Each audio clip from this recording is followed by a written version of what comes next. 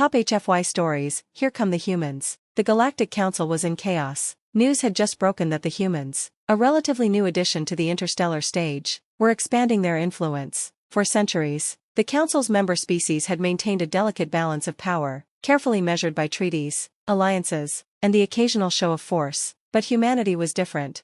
Unlike most species that gradually integrated into the galactic community, humans had arrived with an uncanny mix of curiosity, determination, and an almost reckless optimism. They were unpredictable, resourceful, and dangerously charming. Chapter 1, The Ambassador.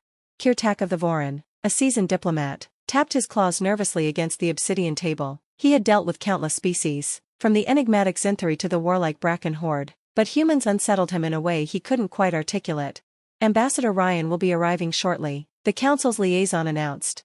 The door slid open, revealing a tall human with an easy smile and a confident stride. Ambassador Emily Ryan looked every bit the part of humanity's representative, disarmingly friendly yet carrying an air of subtle authority.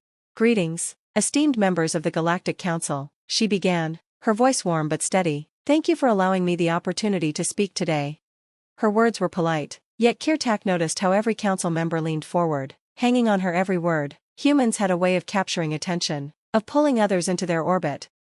Chapter 2, The Engineers. On a remote mining colony, the Zinthari were struggling to repair their aging equipment. Despite their advanced technology, the delicate crystalline components required a level of precision that even their finest engineers found challenging. "Have you considered using redundant failsafes?" a human technician named Marcus asked, examining the alien schematics with a curious gleam in his eye. The Zinthari chief engineer stared at him incredulously. "That would increase the system's complexity tenfold."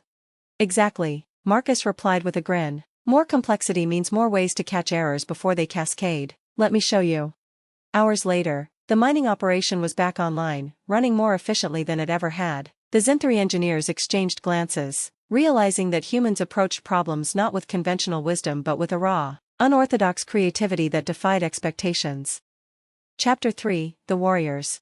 The Bracken horde had long been the galaxy's most feared military force. Their towering frames and brutal combat tactics were legendary, and no species dared challenge their dominance. Until now. On a contested moon, a unit of human marines faced off against the Bracken warriors. Outnumbered and outgunned, the humans didn't retreat. Instead, they dug in, using guerrilla tactics and terrain advantages to outwit their opponents. When the dust settled, the Brackens were forced to retreat, not because they were physically outmatched, but because the humans fought with an indomitable spirit. They adapted, improvised, and refused to back down, earning the respect of even their enemies. Epilogue. As stories of humanity's exploits spread across the galaxy, reactions varied. Some species feared them, others admired them, but all recognized one undeniable truth: the humans were here to stay. In their wake, they left a trail of alliances, innovations, and, most importantly, hope, because wherever they went, humans carried with them the belief that challenges were meant to be overcome, and that even the stars were within reach. The galaxy had learned a simple but profound lesson: when the humans arrive, change is inevitable, and often for the better. Chapter 4, The Diplomats. The Galactic Council had long struggled with the fractured alliances among the Tirith Confederacy, a coalition of fiercely independent planets. Disputes over resource distribution, territorial claims, and cultural differences had turned the Confederacy into a simmering powder keg. Enter Sarah Cho, a human mediator sent by the United Terran Coalition. Many council members were skeptical. Humans, after all, were new to interstellar diplomacy. How could one of them solve a centuries-old conflict that even the council had failed to untangle? Sarah didn't come with grand declarations or lofty promises. Instead, she listened. She sat with the proud Tirati warriors, shared meals with the scholars of Tirith Prime, and learned the ancient songs of their wandering tribes. She didn't just observe, she participated, earning their trust. At the negotiation table, she unveiled a bold proposal: a resource-sharing agreement that leveraged the Tirith's unique strengths and a cultural exchange program that celebrated their differences instead of dividing them. "It's simple," she said, her voice calm but firm. "You're stronger together. Humanity knows this better than most. We've been tearing ourselves apart for centuries, but when we work together, we achieve the impossible." By the time the agreement was signed, even the council skeptics were grudgingly impressed. Chapter 5, The Scientists. The D-Ray Collective was the most technologically advanced species in the galaxy, their mastery of quantum fields unrivaled. Yet even they were stumped by the mysterious collapse of a star in the Zenith cluster. The anomaly defied known physics, and their simulations yielded no answers. The humans, naturally, volunteered to investigate. Dr. Raj Patel, a theoretical physicist from Earth, was invited to join the D-Ray research team. "Your models are elegant," Raj said, examining their equations. "But maybe the problem isn't the math, it's the assumptions. What if the star isn't collapsing on its own? What if it's being pulled?" "Pulled by what?" a D-Ray scientist asked, their crystalline voice tinged with skepticism. "Let's find out." Raj proposed a daring experiment, deploying a fleet of microprobes into the anomaly's core. It was risky, but the data they gathered confirmed his hypothesis. The star was being influenced by a previously unknown phenomenon, a hypermassive rogue planet with an unusual gravitational field. The discovery was groundbreaking, and the D-Ray scientists were both astonished and humbled. "How do humans come up with such unconventional ideas?" one of them asked. Raj chuckled. "We don't have all the answers, so we're used to asking questions no one else thinks to ask." Chapter 6, The Dreamers.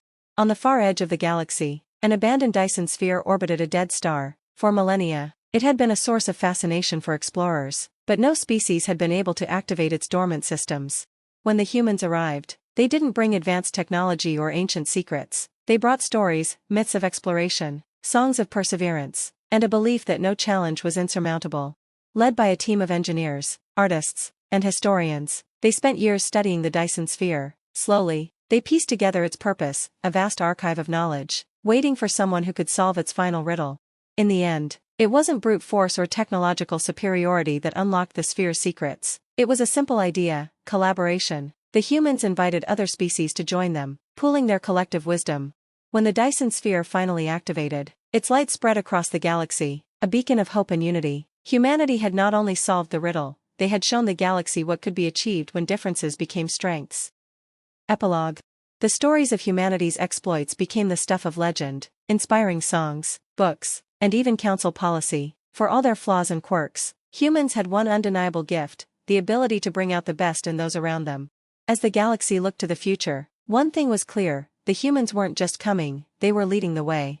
Chapter 7, The Defenders. The Zarnak swarm, a mindless, planet-devouring species, was the stuff of nightmares. Every species in the galaxy knew of them, and every species feared their unstoppable advance. When the swarm set its sights on the Midorix sector, the council convened an emergency session. "We must evacuate and abandon the sector," declared a high-ranking official. "No," came a quiet but firm reply. It was General Adeyemi, a human military strategist. "We fight." The chamber erupted in disbelief. "You cannot fight the swarm, they are endless." Adeyemi smiled faintly. "Maybe you've never fought something endless before. Humans have." Against all odds, humanity took the lead. They shared strategies honed over centuries of fighting their own wars of attrition. Working alongside allied species, they built an unprecedented coalition fleet and developed tactics specifically to exploit the swarm's hive mind, disrupting their communication networks and creating chaos among their ranks. The battle for Midorix was brutal and costly, but it ended in a victory that stunned the galaxy. For the first time, the swarm had been stopped. The message was clear: humans didn't just survive, they thrived under pressure. Chapter 8, The Artists. In the bustling trade hub of Virix Prime, an exhibition showcased art from across the galaxy: the Ivran tapestry of starlight, the delicate glass sculptures of the Ellerin, and the pulsating bioluminescent displays of the Vakari all drew admiration. But it was the human exhibit that left the greatest impression.